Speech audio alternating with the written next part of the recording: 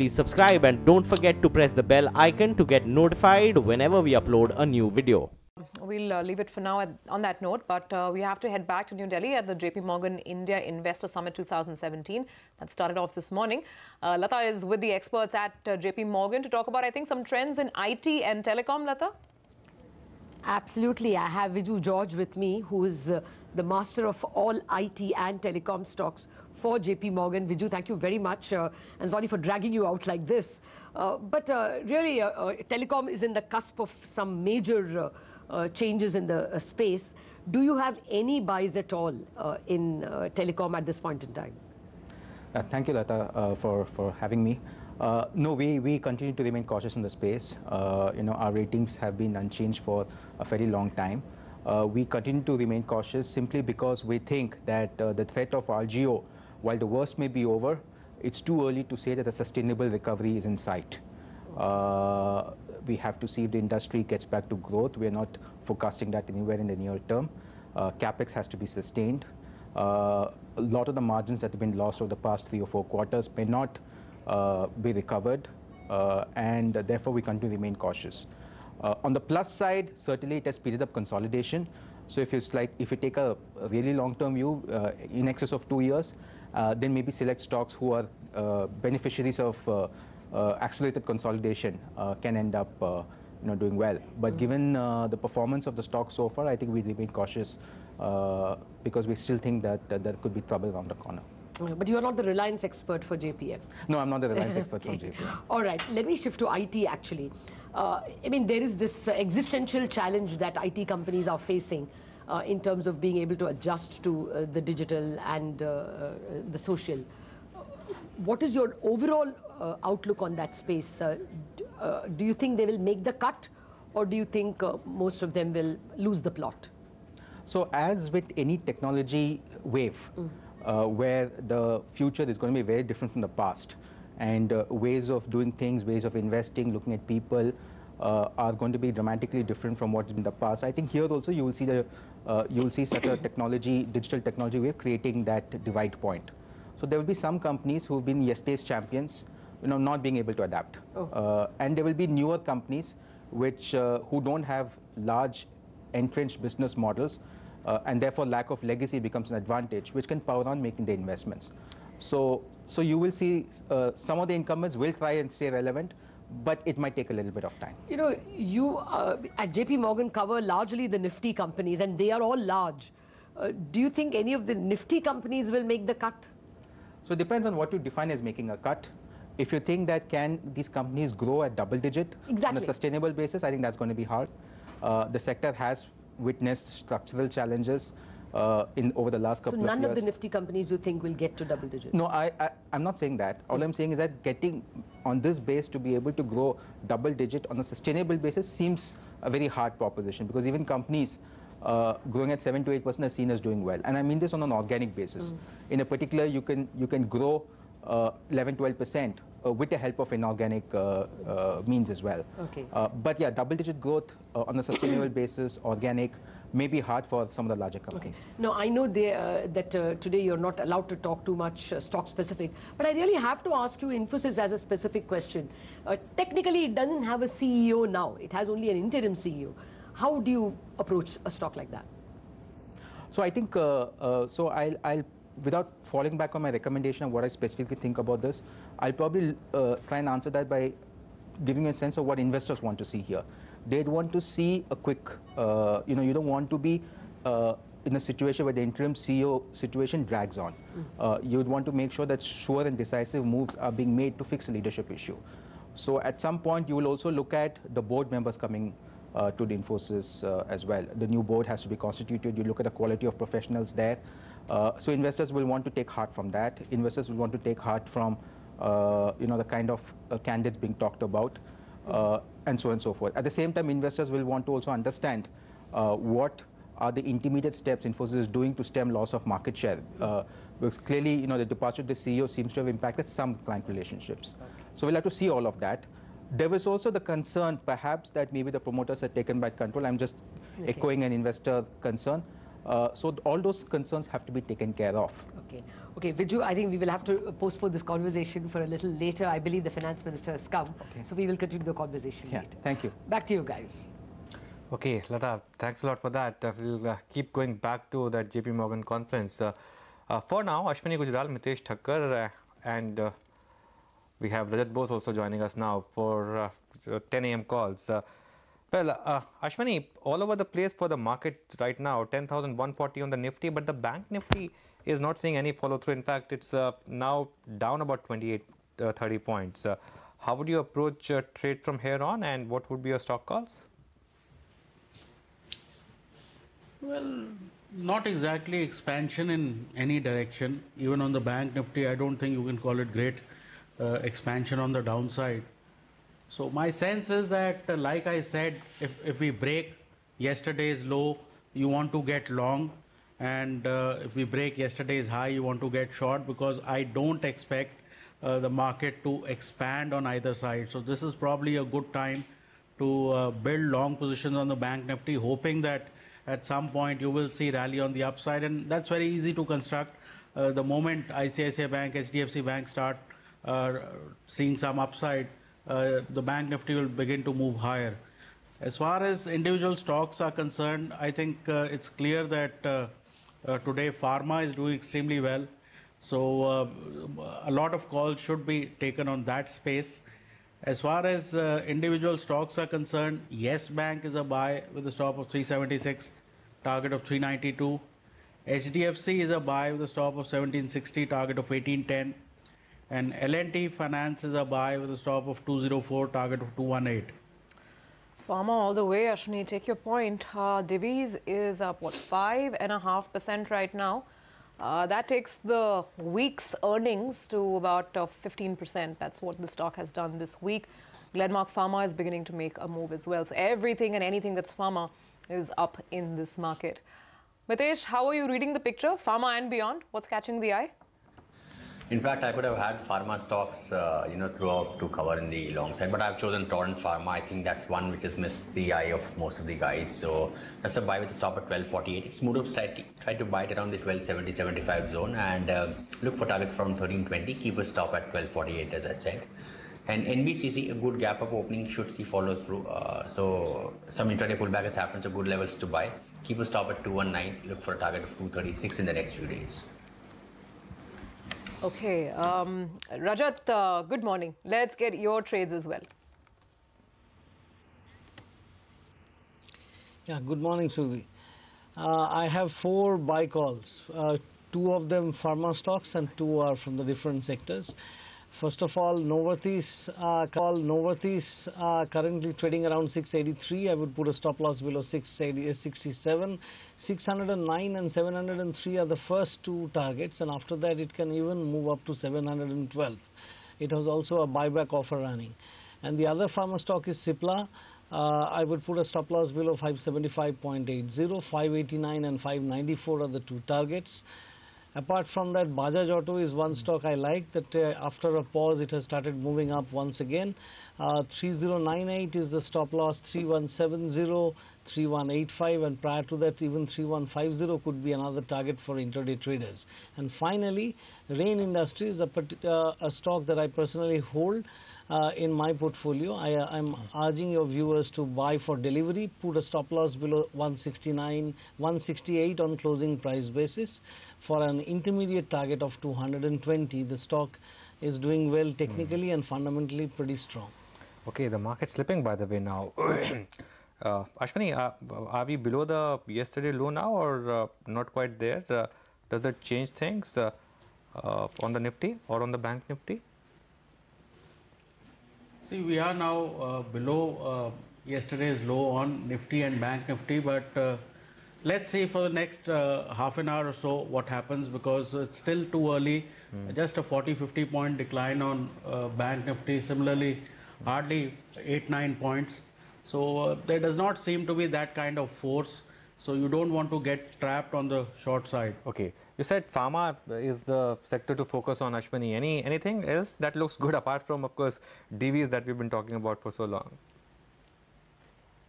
See, Dr. Reddy, Aurobindo, etc., they are all looking good. So even Lupin is now beginning to move up. So it looks like a fairly strong sectoral move which is coming in. Ashwini, GAIL is falling very fast. It's almost down 1.5%. A lot of fundamental sort of, positives for the company that people can talk about. I don't know, should this dip be bought or what's the outlook? See, the better gas stocks are IGL, MGL, etc. GAIL, nothing often comes out of the moves it tends to make. So I would stick with IGL or MGL. Okay. All right, gentlemen. Thank you so much for getting us your call on the market and all those individual stock ideas. Let's now take up another corporate conversation. The Tata Steel ThyssenKrupp joint venture remains in focus. The CFO of ThyssenKrupp spoke exclusively with us soon after that deal was announced yesterday. He believes the merger will cut down overcapacity and drive synergies. ThyssenKrupp also admitted that job cuts will be necessary and estimated that 2,000 people from both companies could be laid off. The issue we all face here in Europe, first of all, is that we have overcapacities in the steel sector everywhere.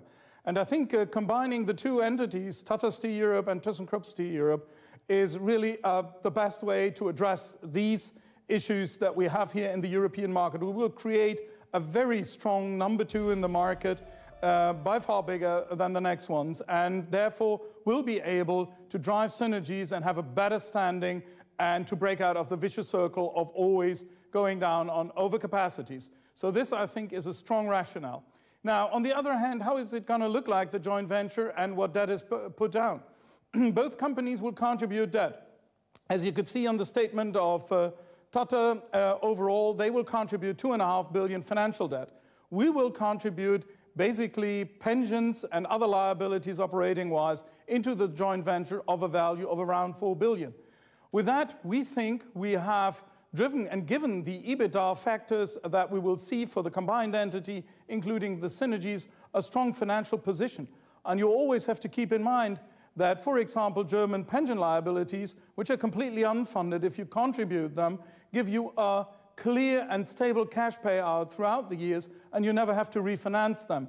So therefore, we think we have found a solution for financing the joint venture that is stable and gives them, looking forward, all the opportunities to really gather and grab all the momentum driven by the technology and innovation that will be in that big group in Europe. Mr. Kirchhoff, but you know what, the one question which a lot of people are asking is, why is Tata Steel getting an equal share when ThyssenKrupp's steel business generates more revenue, more EBITDA, and even has a better margin profile? Well, I think if you take a look at the culture, and as Mr. Chandrasekaran stated out in his statement very clearly, what we both share, ThyssenKrupp and Tata, is indeed the same heritage, and we share the same values. Both companies have a very, very long-standing history in steel. And I think that was one of the key reasons why Tata overall moved into the European steel sector. Now, how do you really want to evolve over time, grabbing the synergies and using the combined forces of both companies and leverage that in a best way in a JV? This is always a 50-50 joint venture. Yes, you're right, coming from the past, we are bigger, we have a bit of higher profitability, but if we really want to grab all the opportunities and jointly deploy that for the future, I think a 50-50 joint venture is indeed the best approach. And based on the same values that we share, I think we are the right ownership structure to really make this joint venture successful for the future in the European steel sector. Statement which says that there could be synergies to the tune of about 400 to 600 million. So can you explain to us how conversation to focus on the listing of the morning, and that is matrimony. So 985 was the issue price, and it's starting its journey on the lower side, about 2% lower. Anuj, what do you think? I mean, aggressively priced issue. So it'll be good business, but not necessarily good stock. So that, I think, is the market's verdict on matrimony.com. A lot of people thought that they had priced their issue aggressively, and that's why, you're seeing this kind of move. But then, there are fun and games these days on listing day. So I won't take this as the final call of the day. I mean, let's see how things move from here. Well, it is turning positive right now, so let's see how it stabilizes. But you know what, Surabhi, the market is slipping. The market is slipping, and it's actually sliding. It's a very sharp fall. It's a very sharp slide. Let's get Ashwini back, actually, if we can. 24,700 now on the Bank Nifty, down 200 points.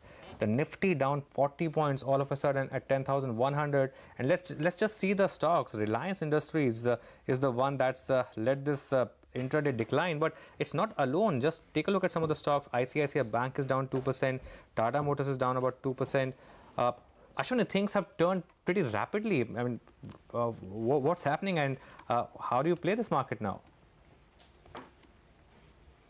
Well, you know, narrow range day, and obviously, you know, it's tending to show that, you know, markets are expanding. So whatever long positions, at least on the leverage people have, they should get out of them, because this kind of expansion often leads to a multi-day type move.